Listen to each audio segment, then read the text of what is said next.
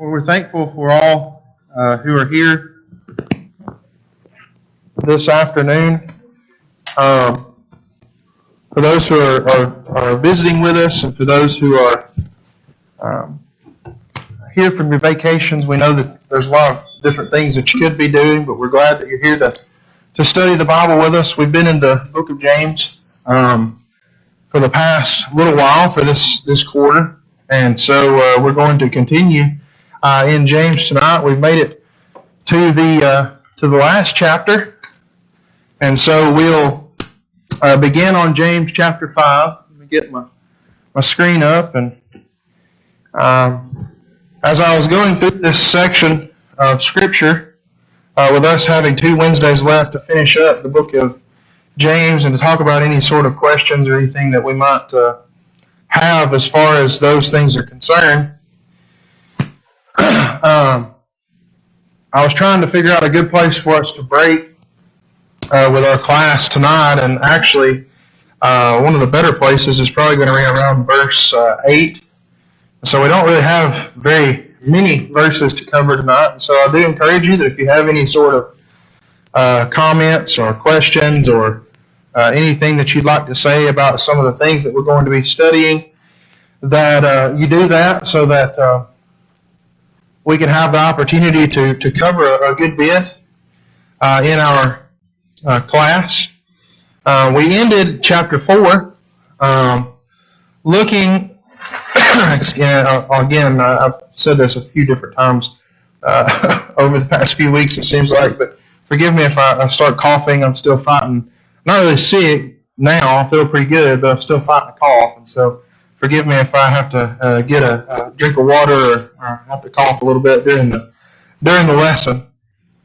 But we ended chapter 4 looking at those who leave God out of their plans, and how that God should be in our plans and everything that we do and everything that we are striving to be. All of those things depend on God being in our plans, Him being a part of our plans, us understanding that though we make plans, God may have different plans for us. And so we understand that to leave God out of our plans completely and totally in such a way that we don't even consider what God might have us to be doing is sinful. It's wrong. It's something that we understand that God has a plan for all of His children, and that He knows far better than we ever could. And so that is where we're going to pick up in James chapter 5 and verse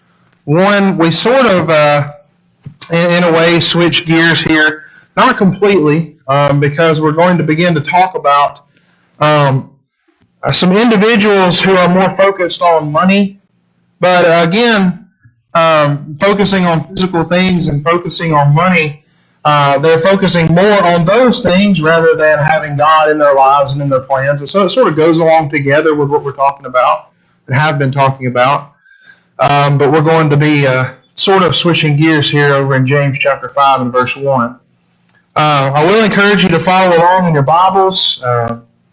If you have, like I said, any comments or questions, feel free to bring those up, and if I could get some people to read throughout the lesson, that would be great as well. But we'll start there, beginning this afternoon, chapter 5, and look at verse 1.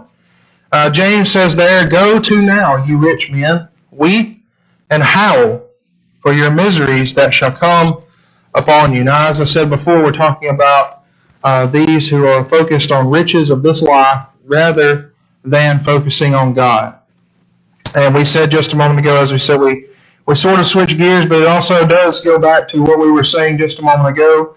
They're focused more on riches than they are on keeping God in their plan. So let's go and over to Luke chapter 6 and verse 24, and we're going to read a couple of different verses. If someone else would, as we read this passage, go over to Mark chapter 10, I'll need somebody to read 23 through 25.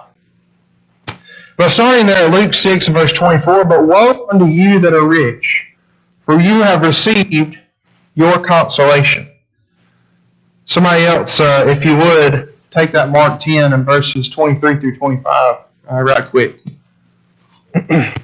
Jesus looked around about and said unto his disciples, how hardly shall they that have riches enter into the kingdom of heaven? And the disciples were astonished at his words. But Jesus answered them and said unto them, children, how hard is it for them to trust in riches and enter the kingdom of heaven? It is easier for a camel to go through the eye of a needle than for a rich man to enter into the kingdom of God. I appreciate that, Daniel. So we have a few different verses here that we're looking at on the dangers of money, of riches, taking precedence over God and over keeping God in our plans and over focusing on God in our lives.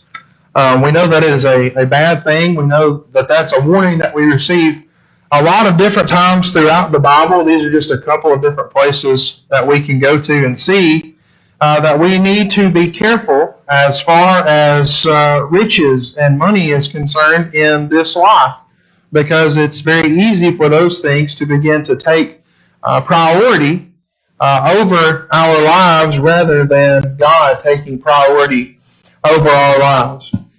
Now we sort of touched on this back in chapter 2, at the beginning of chapter 2, where there were those who were showing partiality to those who were rich and who had more wealth and who had more prestige and could do more for those individuals, and they would show that partiality to them rather than to those who were poorer or could not do as much as maybe the richer people who would come into a congregation or an assembly would. And so they would focus more on those people who had riches and who had wealth more than they would those individuals who were poorer and who still needed the gospel just as much, but they would focus more on those that looked and had more prestige and like they could do more for them. But he tells them there, he says, weep and howl. Go to now, you rich men, weep and howl. So we look at that phrase, weep and howl. That's a very strong phrase. James is telling him, or these men here, these rich men who are so focused on money and on physical possessions. Oh, am I back on? There we go. I think it got tucked behind my shirt there. He's telling those individuals, he's saying weep and howl, and that sort of makes us think of, when you think about it, eternity, and you think about what hell is described as. We're told that they're in hell, in eternal damnation, they're going to be weeping and gnashing of teeth. And so we sort of see that coincide there over to this weeping and gnashing of teeth. Weep and howl because of the sins that they have chosen to focus on those riches rather than focusing on God. One of the things that we can be reminded of, one of the probably more well-known people in the Bible, well-known accounts in the Bible about the rich man and Lazarus. The rich man having all these wonderful things, and it says that he didn't want for anything, and Lazarus would have gladly taken the crumbs that fell from the rich man's table. Now, the rich man had a lot of great things while he was here on this earth, but when both of those men's lives came to an end, and it was time for them to answer for things that they had done, those riches of that rich man really did not make a difference in his eternity at all as far as anything that was a positive thing. In fact, he was so focused on those riches during this life and putting those first that he was not ready to face the Lord in judgment. And we know and understand that because of that, he was found in torment. And so we have, once again, another example of how riches, of how physical things can take precedence over God. And if they do, then we find ourselves in a very, very bad place. So that's sort of where we begin, James chapter 5, looking at verse 1, and we'll continue this through the rest of the study this afternoon. Anything anybody would like to mention about verse 1 before we go on to verse 2? Any questions or comments, anything that anyone notices? This is something that probably should be mentioned as well. We look at places in the Bible. We look at examples in the Bible about all of these different things happening.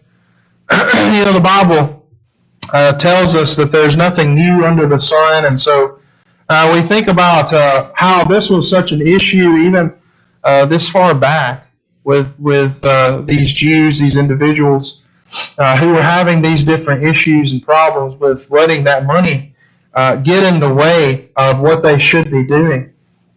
And even today, we all know someone or know of maybe a few different individuals who, we would love maybe to go and try and reach them with the gospel. Maybe we have gone and tried to reach them with the gospel, but when it comes to giving up certain physical things, certain things, maybe it's wealth or maybe it's something that takes the priority in their lives over God. It could be a lot of different things, but they don't want to give those things up. And so it's the same exact problem that presents itself today that presented itself back then as well. We see, and I'm also reminded of the rich young ruler who came to Jesus. And he said to Jesus, he said, I've done the things that I'm supposed to do. What lack I yet? And Jesus tells him, go and sell all that you have and give to the poor and come and follow me. And the reason he told him that is because he was letting those riches get in the way of him following Jesus in the way that he should. And, Jesus said, go get rid of those things because they're in the way of you doing what you should be doing. Come follow me. And it says that he went away sorrowful. He could have gone away, done what he was asked to do and been rejoicing because he was a follower of Jesus. He was one of those who, were learning from Jesus and was being able to know the truth from Jesus, but instead it says that he went away sorrowful for he had great possessions. And so that is something that we must continually, even today, be careful of, to not let those physical things get in the way of us serving God in the way that we should. And that's what is happening here in the book of James in this chapter 5.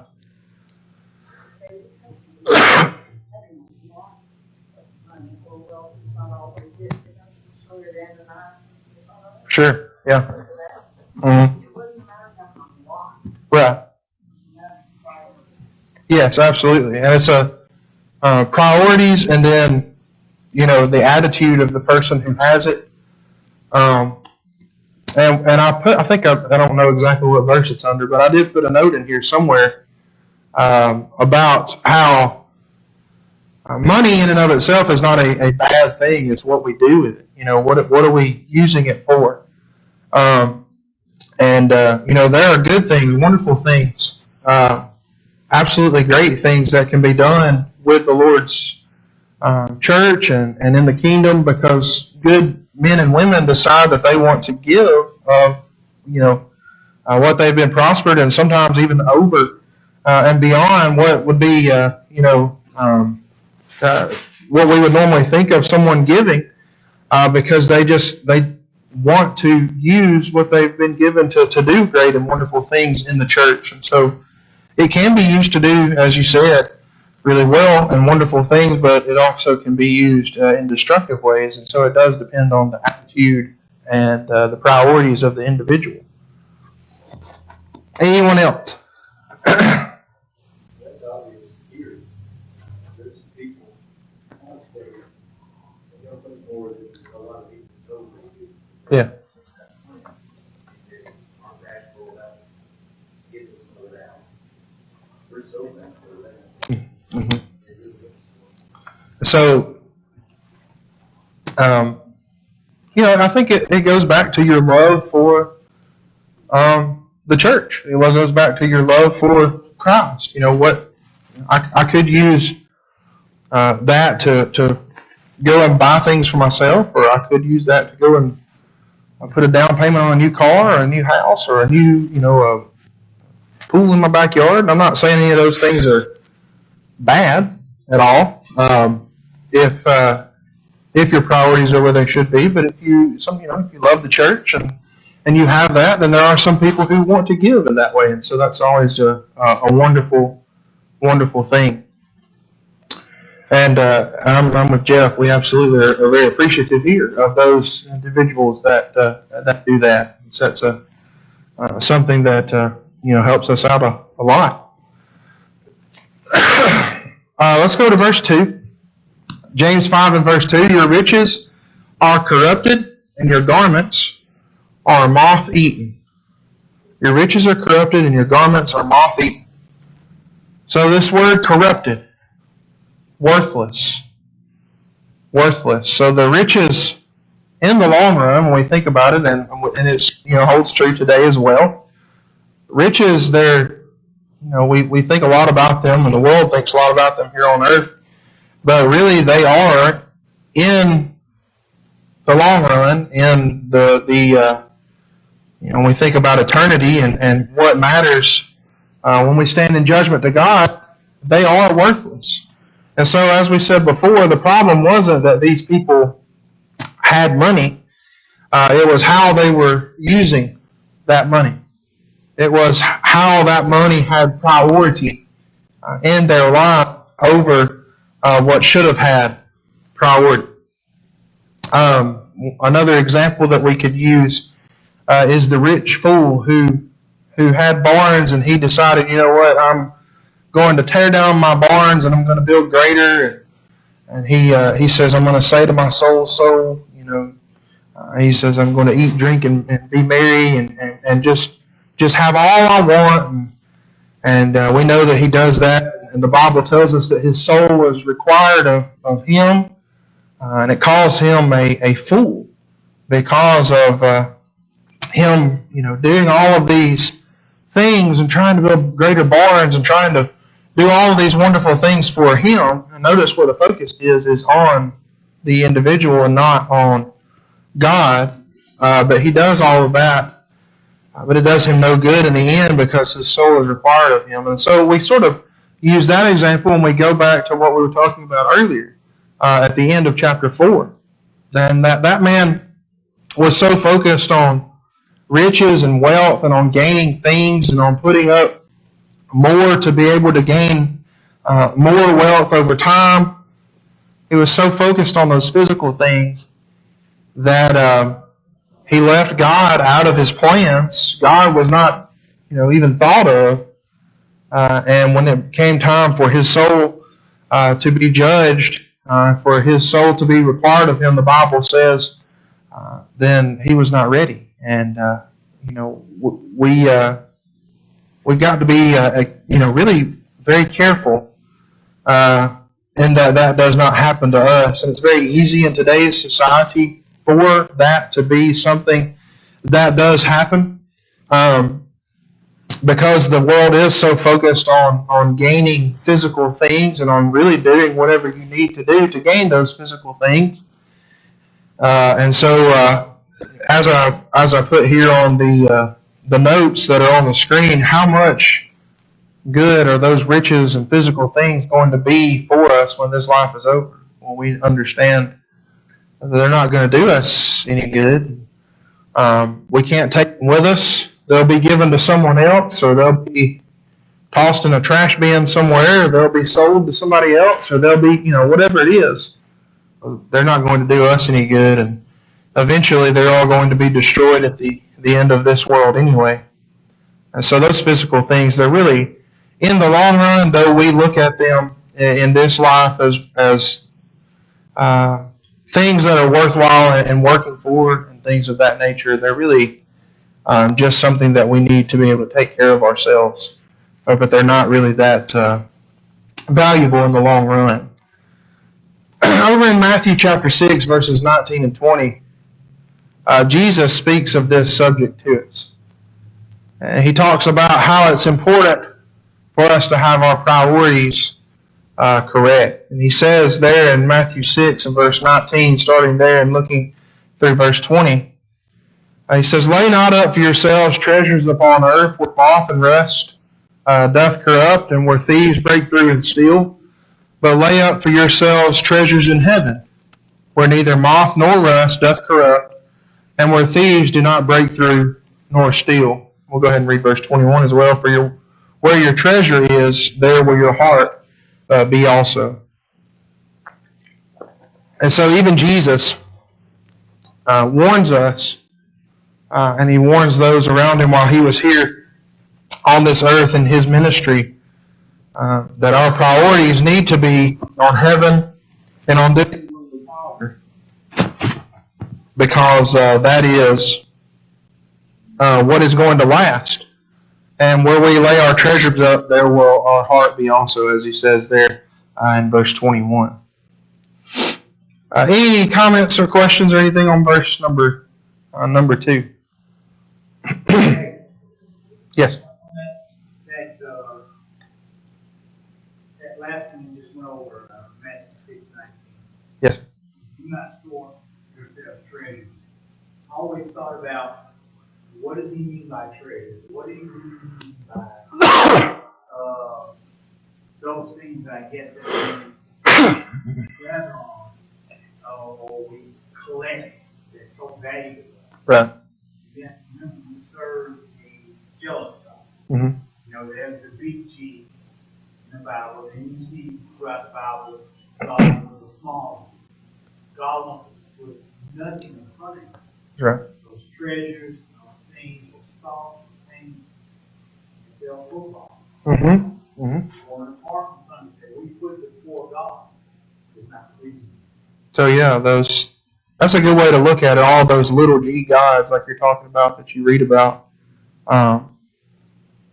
and they can easily, as you said, they can take the place of the one true God if we're not careful. It doesn't have to be, and we're talking about that today, but it doesn't have to be money. It doesn't have to be physical things as far as just possessions go. It can be things that we enjoy doing. It could be a hobby. It could be something that we enjoy doing ourselves. You know, there are people who go out on a Sunday morning, and instead of coming to worship like they should, we go out and play a game of golf. Instead of coming to worship like they should on Super Bowl Sunday, they stay at home and watch the Super Bowl. Things like that can become those treasures, those little G gods, as you were just talking about just a moment ago, just as easily as money and those physical possessions. So we must be careful of those things. Moving on to verse 3 there, he says, "Your gold and silver is cankered, and the rust of them shall be a witness against you, and shall eat your flesh as it were fire. You have heaped treasure together for the last days." The English Standard had a good translation of the beginning of this verse here. It said that your gold and silver have corroded. In other words, they begin to deteriorate. They begin to go away. So the things that, as we said before, we mentioned this just a moment ago, the things that we see as physically valuable, we mentioned gold and silver and things like that to the world. Well, that would be something that people would get excited over and want to have a part of. But those things which are considered valuable to the world, God sees as worthless. And so it says your gold and silver is, as we said, cankered or corroded, rusted. And this rust, this corrosion, would be a sign of lack of proper usage. And so we mentioned a moment ago, it's not the fact that they have money, it's the priority that money has taken. It's the fact that money has been the focus rather than on God. And so this corrosion, this rust, he says, is a witness against them, and that they had not used these things in a good way, in a proper way. And because of that, it says that it has begun to break down. It's worthless. It is something that has begun to be a witness, as it says, against them. We mentioned a moment ago that wealth can be a plus or a minus, depending on how it is used, on where it is used, on what it's used. And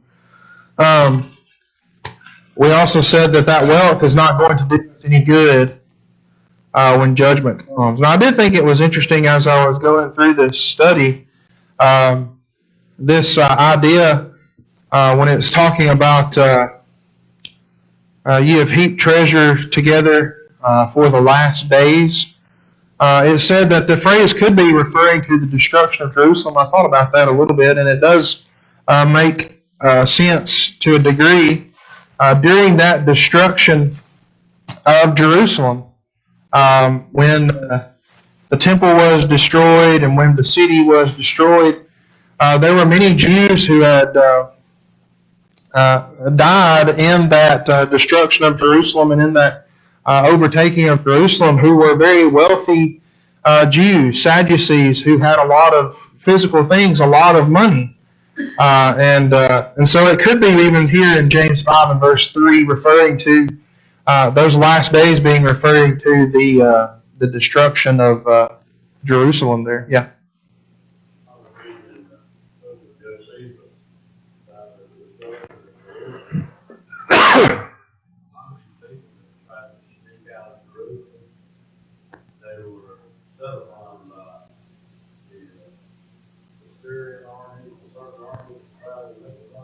Sure. Yeah. Sure. That's very, I've not read that before, but that's very interesting. I was studying this a little bit. The commentary I looked at used verses 1 through 6, entirely talking about the Sadducees. Mm-hmm. From their clothes, the rich they had, and the Christians here were unhappy because of the status that Jerusalem was still ruled by these Sadducees, and they had been off for some frivolous purpose later on. Sure. Yeah, that makes a lot of sense when we think about it in that way. And so, all that wealth, all of those things that they had spent so much time focusing on at that destruction would have been destroyed or would have been taken. One of the reasons gold and silver is so valuable is they not grow. Mhm. Something extraordinary happens. Yeah. Yeah, I sort of read that while I was going through this, and I thought that was pretty interesting as well.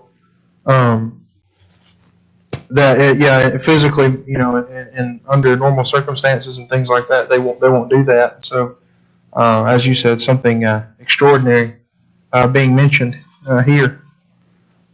They will tarnish though, Mm-hmm. from lack of use. That's silver. Proper usage of the riches is the most important thing. Sure. Nothing wrong with happening as long as you utilize it. Mhm. And, prepare for yourself. I mean, look at our society today. Too many people depend on others to take care of them rather than providing for their own self. And that becomes a very, bad thing. For Sure. society.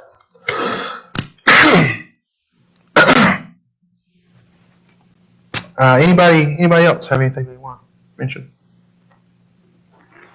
I appreciate all the comments because those were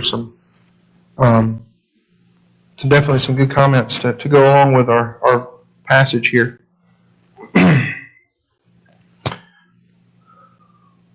Let's go on to verses 4 and 5.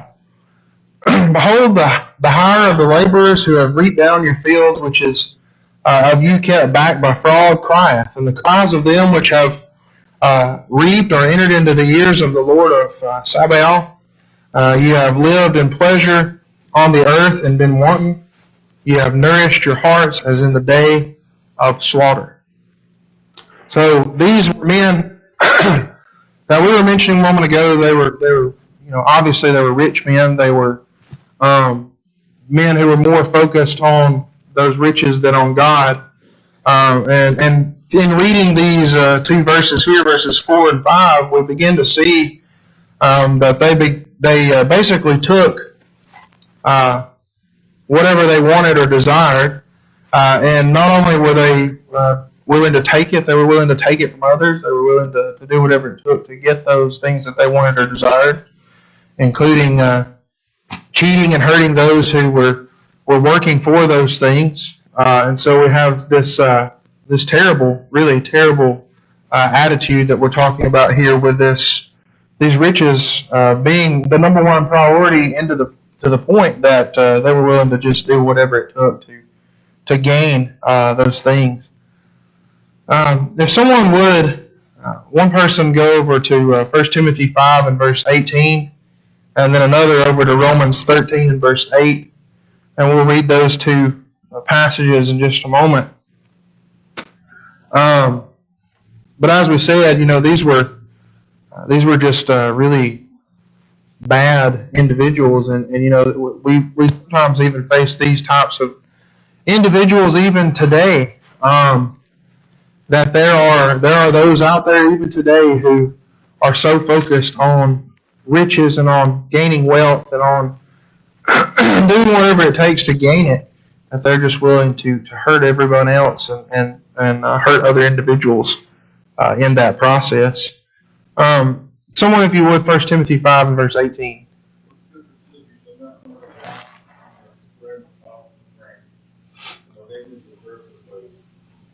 Okay.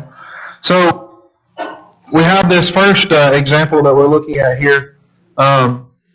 We just read a moment ago in verse 4 that the laborers who have reaped out the fields,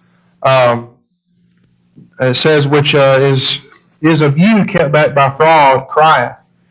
So I was reminded of this passage, which tells us that those laborers, they deserve a fair wage for the work that they've done. And these men were taking what should have been someone else's, what should have been what someone else had made because of the work that they had done, and began to take that from those individuals.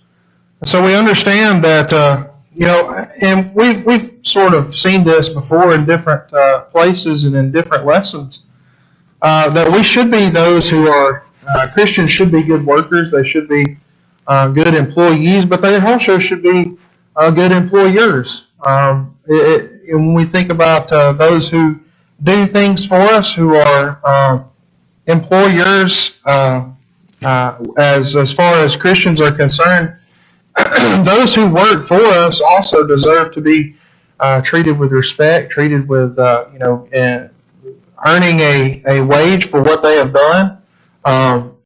The work that they do does result in them and should result in them getting paid for that work, and so we need to be careful also to understand that not only should we be good workers, but we should also be in good employers as well when someone is working for us. Someone else, Romans 13 and verse 8. Oh, no one anything except love one another, for who even love another as the clear law. All right, so owe no one anything, as we said, to love one another. So it is mentioned in this passage here, as we said before, that these laborers who were the ones who were working in these fields, and these men were just taking what should have been someone else's. They cry to the Lord, and the Lord hears that cry. And so God is paying attention to those who are being mistreated. And sometimes we find ourselves today as Christians being mistreated. We might find times where we have things that are going on in our lives, and we feel like people are taking advantage of us. People are somehow hurting us in some ways because they know we're Christians, and that we'll take it, and that we won't fight or anything of that nature, trying to get them to do what they should be doing as far as treating us correctly, we sometimes sit back and people take advantage of Christians in the workplace sometimes or anything else. Yeah. Another verse 2 right here, comes from Proverbs 14, verse 31. It says right here, wherever a person of poor man is supposed to make it, but he who is generous to the needy is not. Okay. Yeah. That's all. That's also a good one to mention. I appreciate that. But anyway, as we were going through looking at this, we understand that God is paying attention to those who have those cries against these individuals who are doing them wrong. Those cries are, as we think of them, really more of a cry for justice, a cry for a judgment on those individuals, justice to be done. And what is being said here is that God is listening.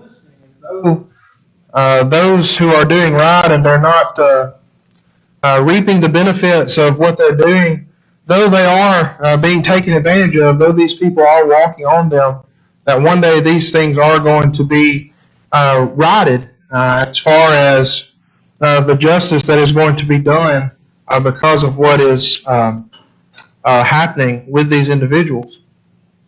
I believe we talked about the rich man just a moment ago. I wrote down here that they had been like the rich man of Luke 16 and verse 19. Over there in Luke chapter 16 and verse 19, the Bible tells us there that the rich man was clothed in purple and fine linen, and notice he fared sumptuously every day. And so these individuals were just like this individual that we're reading about here in Luke 16 and verse 19. They had, they had fared sumptuously. They had, in a way, fattened themselves. They had indulged themselves in all these physical things. And we put here like an animal that is getting ready for the slaughter. And the Bible mentions that there. It says that as in the day of slaughter. So you think about an animal that is getting ready to be killed for its meat. One of the things that they try and do is to make that animal big and large, and so it can produce more when it is time to be slaughtered and killed for its meat. And so that's sort of the same concept that we have here. They have taken advantage of these people to the point that these people were fed up. They wanted something to be done, and God is listening to their cries. And we understand that God does indeed listen and hear when Christians are persecuted, when things are done against them, and that one day those things are going to be justified. Any comments or questions about verse number 4 and 5 this afternoon?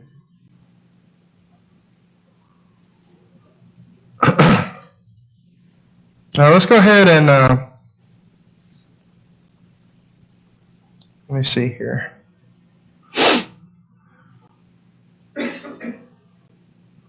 We'll go ahead and do verses 6 and 7 together, and that actually will be a decent place for us to stop there. We'll go ahead and do verses 6 and 7, and then we'll get into our devotional. So let's read verse 6 and 7.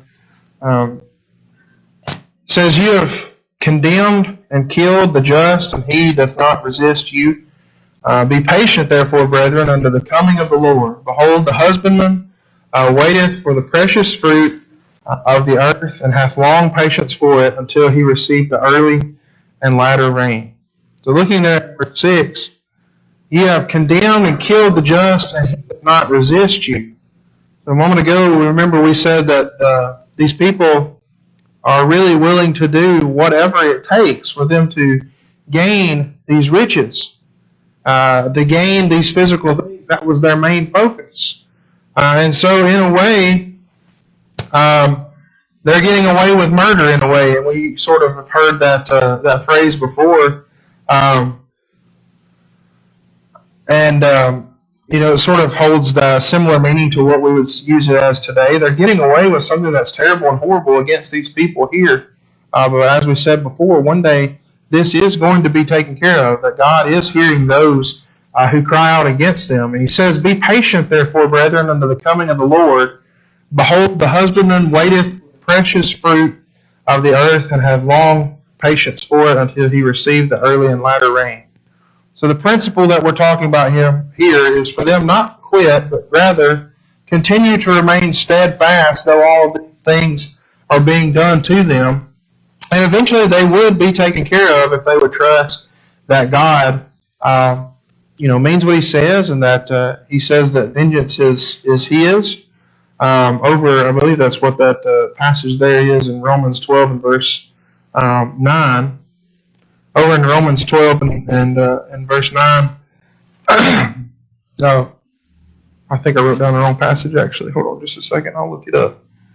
I'm not sure exactly where it is, but I bet I can find it right quick.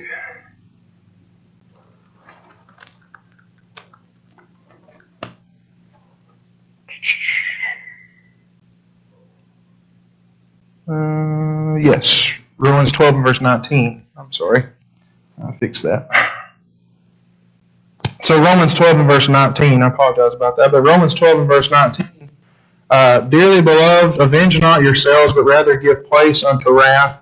For it is written, Vengeance is mine, I will repay, saith the Lord." Vengeance is mine, I will repay, saith the Lord. We need to sort of keep that in mind. Sometimes we find ourselves being taken advantage of as Christians, and we want something to be done, and we want to, sort of make it right ourselves at times. But God says, you know what, keep doing what you should be doing. Keep being patient and serving in the way that you should and fighting the good fight, and one day those things are going to be taken care of. Judgment did need to be had, and there's not a question about that. It's clear that these men were doing terrible things, that their focus was more on riches than it was on God, and that judgment needed to be had, and those who called for that judgment would have that, but they had to be patient. And finally, the illustration here that's used, one who works in fields, a farmer, or one who takes care of a vineyard, anything of that nature. A husbandman waits for that rain. We think about someone who is a farmer who goes out and plants crops, but he has to be patient, let the rain come, and let it be watered, and let it be taken care of, and let it be able to grow and produce that fruit. And then finally, when that fruit comes along, because of his patience and his steadfastness in that, he's able to get to the point that he can reap the benefits of that. These people here are being told, if you'll be patient, if you'll wait on God and understand that vengeance is his, this will be taken care of, but know that it will be in God's time and not in our time. And so that's sort of the principle that we're seeing here. That's a pretty good place for us to stop tonight. Anybody else have anything that they would like to say about anything on verses 1 through 7 of James chapter 5? Yes, sir. I think is that last passage we read is a really a passage of faith and maturity. Young and impetuous, and he did this to me, and she said this, and I'm going over in the 7th grade, blah, blah, blah. And stop back and realize that God can take care of a whole lot. Oh, yeah, absolutely. A whole lot. That's yeah. And you're right, though, that does take a lot of spiritual maturity. A lot of developing that to the point that we understand that God means what he says, and that if we'll endure that those things will be taken care of. But it does take a lot of that spiritual maturity.